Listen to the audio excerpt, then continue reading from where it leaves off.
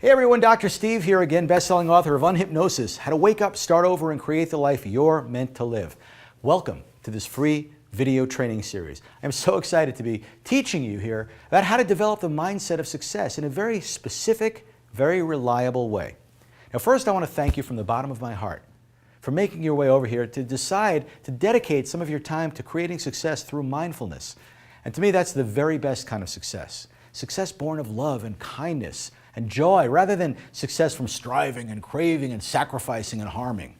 Now I know that if I were to sit down with you for just 5 minutes, I'd be able to identify specific attitudes and behaviors that are getting in your way and keeping you from achieving what I know you could achieve. Why? Because I know, first, that you've got incredible potential. I know that you also have blind spots. Now, how do I know that? Well, that's what I do as a coach, a speaker, a trainer, day in and day out. And it's exciting. Because once you shine a light on the things that are stopping you, it's no longer a mystery. You have a handle on what's been stopping you, and when you get to that point, you can get unstuck. So this program is about getting unstuck and getting things done, and particularly how to develop the mindset that creates consistency. In other words, no more procrastination, no more setting goals and not doing them, no more broken promises, no more abandoned New Year's resolutions. And all of that comes from mindfulness. Now in this first video, I'm going to be going through the background of mindfulness. I'm going to be helping you to understand some of the things you need to know to be able to make the best use of this program. In fact, let's start by defining the term mindfulness, and then we'll talk about why it matters to you. First, there are a lot of ways that the word gets used, ways that you've heard the word used. Maybe your mom said, be mindful of the dirty clothes on the floor, or somebody said, he wasn't mindful of the truck bearing down on him. And those are all alluding to the true meaning of the word, but in the context of the work we're doing, mindfulness is a special quality of mind, composed of awareness and equanimity. Now I'm betting you're not familiar with that second word, so let me explain. Equanimity has the word equal buried in it, because it essentially means experiencing everything as equal. In other words, without labeling things as good or bad, but simply noticing them for what they are, and not assigning an emotional charge to them. So I guess another way to say that would be to use the word acceptance. Maybe even unconditional acceptance. You know, it's not hard to accept the things we don't like, or that we do like, but when it gets to the point where we start talking about the things we don't like, that's where we get in trouble, right? So mindfulness is awareness, in other words, having the attention to notice things, and acceptance, the discipline to allow things to be. Now I'll grant you, this is a very hard concept for the Western mind to swallow. I mean, after all, if you were to accept all the things that happen to you, you'd never try to change anything. You'd never try to grow or learn or set goals or improve your financial situation, right? Well, actually not right. Because the ability to be accepting of what is isn't the same as a willingness to let it stay that way. It's just the recognition that things are as they are, and that all the emotional resistance in the world is not going to make any difference in what's going on in this moment. Okay, before we go on, why should this stuff matter to you? How is mindfulness even relevant, let alone necessary, to your happiness and your success? And the answer is that for as long as recorded history, it has always been the mindful person who has achieved great things. Now notice I didn't say the person who got rich. There have been lots of rich people who weren't mindful. But those are the people who have caused pain and harm to themselves and to others. Those are the people who, after surrounding themselves with wealth and power, gradually became more and more unhappy and bitter until they lashed out in pain and they did damage. Now, in fact, if they were wealthy and powerful, that damage would often have major consequences. War, imprisonment, brutality, and on and on. So I'm going to assume that you don't want to be one of those people. Instead, we're going to be exploring what it means to choose a harmonious path, a path to prosperity that resides in your heart. And to do that, I'm going to be sharing a bit of Eastern psychology, a bit of history, a bit of brain science, and then I'm going to give you a daily practice that'll get you started on the road to mindfulness. Now, as I share some of the principles of Eastern mind training, you may see some remarkable parallels to Western precepts, like those taught by Jesus. That's no coincidence. I like to say that truth is truth, so it's not surprising that ancient wisdom evolved along similar lines in different cultures. One last thing. And that is this. The skill set that I'll be teaching you is foundational. In other words, it's what you need to master before all the product knowledge or sales techniques will work effectively and congruently.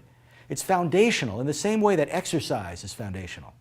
When you do exercise for your body, you know that the effects will be widespread. If you play a sport, you'll automatically be better at that. If you have a stressful job, you'll experience less stress. You'll be able to think on your feet more effectively and a whole host of other benefits. It's the same with mindfulness.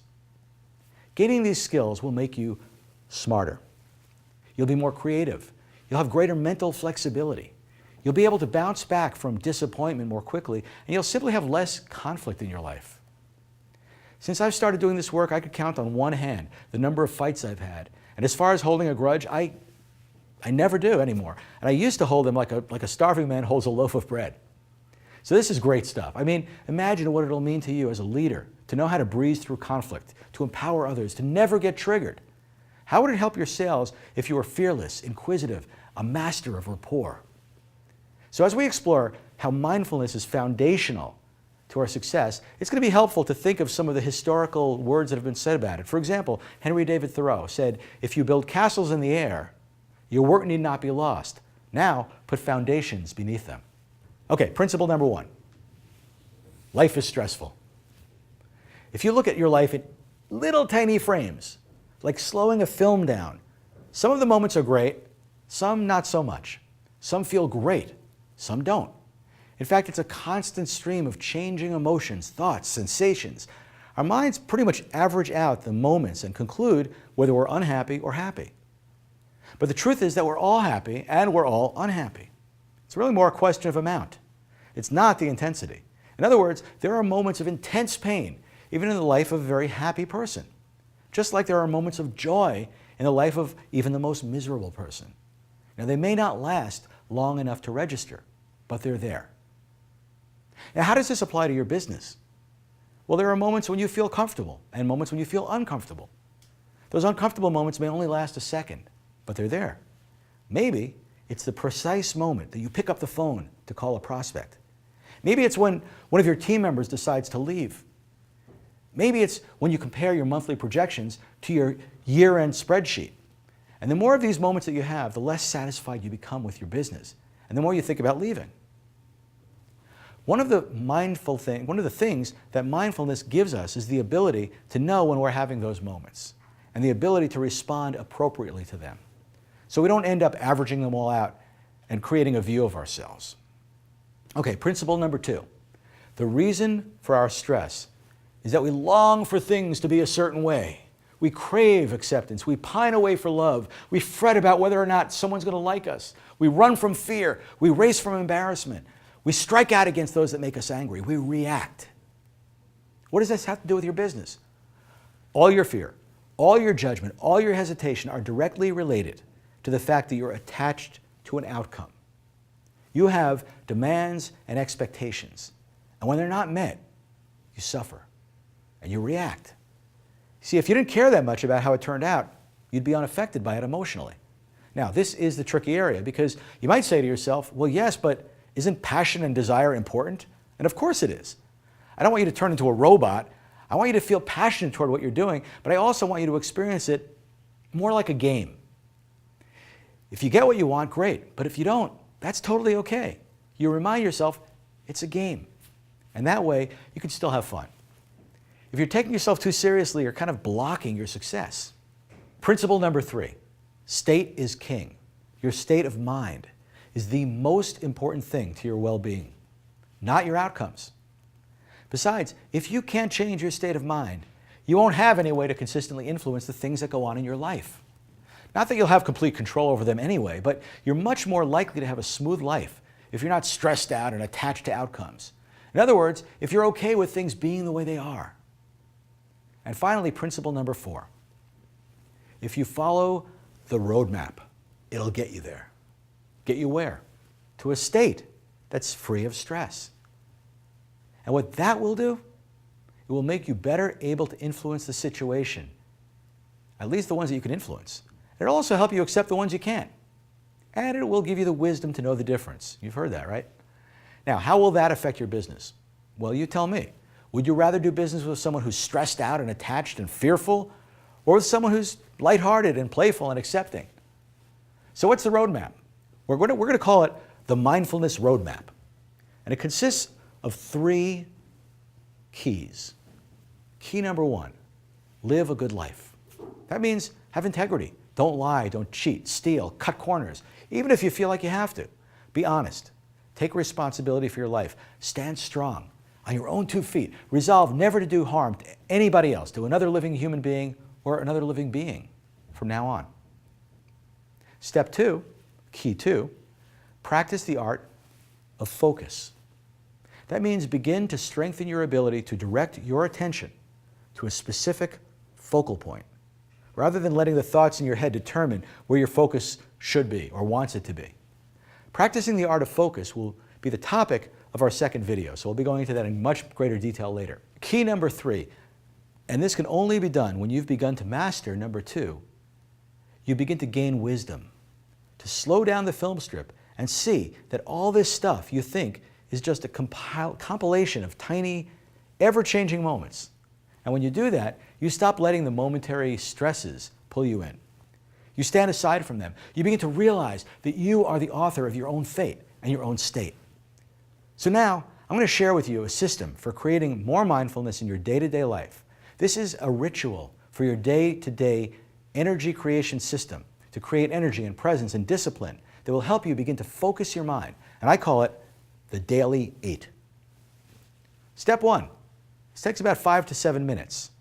Set your alarm for about 90 minutes before you wake up, for 90 minutes before you have to go to work. And when it rings, don't push the snooze button. Just roll out of bed.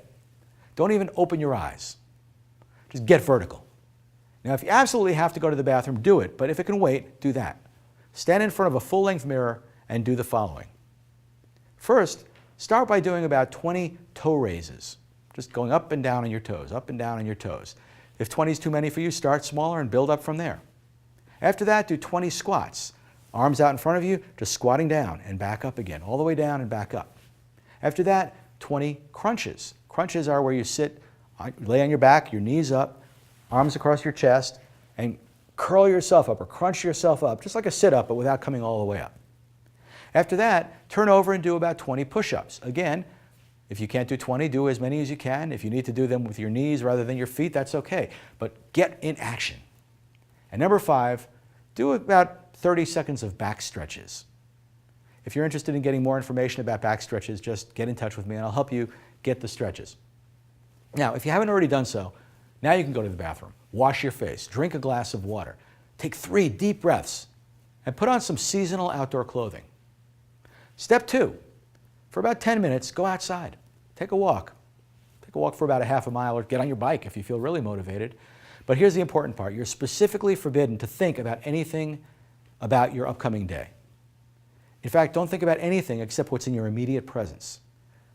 Your task while you're doing this is to notice the beauty around you. And you can alternate putting your attention on sights, sounds, smells, sensations. Move briskly, breathe deeply, and direct your mind back to the moment. Whenever it begins to wander, come right back. Step 3, when you get back home, drink another glass of water. Find yourself a comfortable chair, sit down, close your eyes.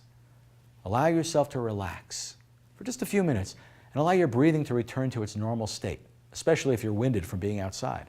Now, open your eyes, and it's time for writing exercises. We teach a full program that teaches you various techniques for like sentence completion exercises or journaling, but you can wing it and just write down whatever comes to your mind. What are you feeling? What are you thinking? What are you wanting? Etc. Step 4, for about 5 minutes, allow yourself to just fantasize freely about what you're going to do in your life. What do you want to create? See it in your mind's eye as vividly as you can. And look in magazines for pictures that represent your desires. Draw pictures of your dreams with colored pencils. Spend 5 minutes doing things to paint the picture for your mind of how you want your life to look. Step 5, sitting in a comfortable chair, I want you to do something that I call, and this is from my book on hypnosis in chapter 7, is a technique that I teach. And in case you haven't read the book, this is basically what you do. You close your eyes and breathe slowly, observing your sensations. Do a countdown induction, meaning counting backwards from 10 down to 0, which calms and relaxes you. Visualize your success, and if you know what it is that's standing in your way, this is a good time to more or less re-script that. Now, this is something that, again, may require a little more research on your part, but essentially we talk about re-scripting your thoughts and creating new positive, beneficial beliefs and thoughts. Now, step 6, just do whatever you need to do to get ready for work. Shower, dress, gather the things you need, that sort of thing. Step 7, make yourself a healthy breakfast. It could be eggs, it could be steel-cut oats, plain yogurt and fruit, or drink a protein shake followed by a glass of water. Take your morning vitamins. Bring a couple pieces of fruit with you to work for later. And make sure to continue drinking lots of water all day long, at least a glass every hour. Avoid sugar, avoid caffeine. Have fruit for snacks and a salad for lunch. And finally, step 8, after work, when you get home, spend about 15 minutes and set the time aside to review your day, organize yourself, and get ready for tomorrow. Now, in our program, we give you a daily checklist to fill out, and we lay out a game plan for your business activities. We encourage you to use a day timer or its electronic equivalent to list out everything you need to do and check off everything you do and accomplish that day. Have a healthy dinner, lots of fresh vegetables, avoid television, except for this show, and read instead. And we do provide our students with an incredible reading list. So a brief meditation can be very helpful before bedtime. Go to bed so you get 8 hours plus of sleep. All right, that's the Daily 8. Get started on those principles and activities, and when we meet again next week, you'll be on your way to greater success through mindfulness. And I hope that someday I have a chance to have you on one of my live programs and to get to talk to you face to face. I'll tell you more about the mindfulness selling and leadership programs that we offer in future videos, but for now, make the most of this free video training by actually doing the activities that I've recommended. Now, in our next installment, I'm going to teach you a surefire way to get into a meditative state that will serve you for the rest of your life. In fact, once you master that, you'll see in the third installment how you can use that to instantly stop anything from upsetting you ever again. So that's something worth looking forward to. So this is Dr. Steve wishing you a mindful, healthy, and joyful week.